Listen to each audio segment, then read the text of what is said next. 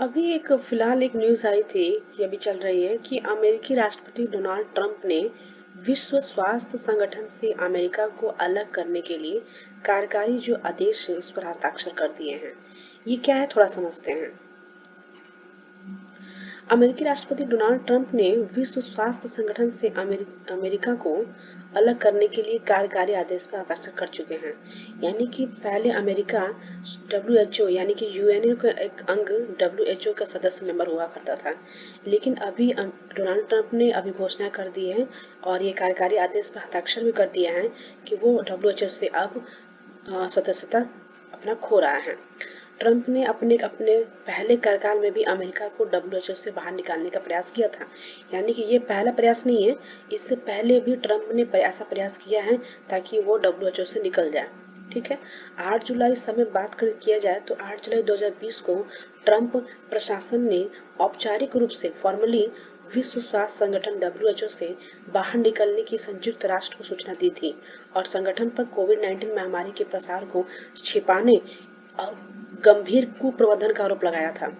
ये क्यों ऐसा कर रहा है कि ट्रंप का मानना है, ट्रंप ने ये आरोप लगाया है कि 8 जुलाई 2020 को ट्रंप प्रशासन ने औपचारिक रूप से विश्व स्वास्थ्य संगठन से बाहर निकलने की संयुक्त राष्ट्र को सूचना दी थी और संगठन पर कोविड-19 महामारी के प्रसार को छिपाने और गंभीर कुप्रबंधन का आरोप भी लगाया था।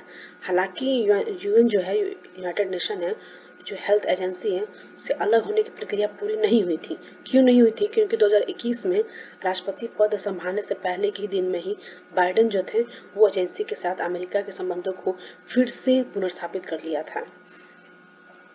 ये क्या है कि WHO, थोड़ा समझते हैं कि WHO वर्ल्ड हेल्थ ऑर्गेनाइजेशन को अमेरिकी वित्तीय सहायता का इतिहास क्या रहा है।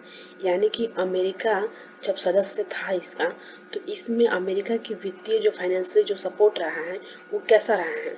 देखिए, अमेरिका लंबे समय से WHO का सबसे बड़ा योगदान करता रहा है।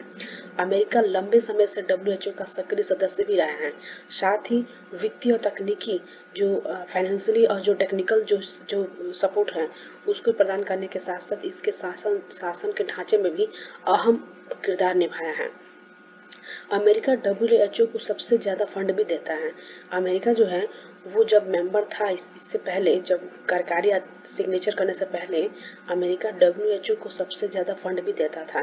पिछले दशक में देखा जाए तो अमेरिका योगदान सालाना $163 मिलियन से $816 मिलियन के बीच रहा है।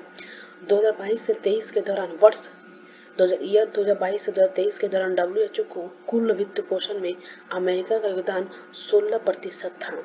अमेरिका WHO के कुल बजट का लगभग 5वां हिस्सा देता है। यानी कि मानिए कि मतलब इसका अमेरिका का रोल काफ़ी ज़्यादा था WHO में। अमेरिका सरकार द्वारा WHO का समर्थन करने के मुख्य तरीकों में इसका मूल्यांकन और वॉलंटरी योगदान भी रहा है, यानी स्वैच्छिक योगदान। 2020 में ट्रंप प्रशासन ने अस्थायी रूप से WHO के लिए अमेरिकी फंडिंग को निलंबित कर दिया और अमेरिकी सदस्यता को खत्म करने की प्रक्रिया भी शुरू कर दी। लेकिन इसी ट्रंप के इस फैसले को 2021 में बाइडेन ने प्रशासन को उलट दिया था। यानी कि जो ट्रंप है उन्होंने WHO में सदस्यता को इनकार करने के प्रयास पहले भी किए थे, लेकिन जब बाइडेन की सरकार आई तो पुनः उसमें संबंध स्थापित करने लगे। ये पढ़ते हैं कि अमेरिका के WHO से अलग होने के संभावित वैश्विक प्रभाव क्या हो सकते हैं। यानी कि अगर हम अंदाजा लगाएं कि अमेरिका के WHO से अलग होने के बाद क्या ग्लोबली क्या इफेक्ट पड़ सकता है, तो अमेरिका के अचानक अलग होने से वैश्विक स्वास्थ्य के लिए फंडिंग, प्रयास और लीडरशिप में बड़ा बदलाव होगा। विशेष रूप से स्पेसिफिकली विश्व के बड़े स्वास्थ्य संकटों के प्रबंधन में विशेषज्ञों का कहना है कि अमेरिका के WHO की सदस्यता छोड़ने से महामारी जैसे स्वास्थ्य संकटों का मुकाबला करना दुनिया की क्षमता गंभीर रूप से बाधित हो सकती है। अमेरिका की तरफ से WHO के लिए काम करने वाले कॉन्ट्रैक्टर और स्टाफ को वापस बुलाया जाएगा और उनकी जगह नई नियुक्ति की जाएगी। इसके कारण बड़े पैमाने पर कर्मचारियों का नुकसान होगा और वैश्विक स्वास्थ्य आपात स्थिति का मुकाबला की क्षमता कम हो जाएगी।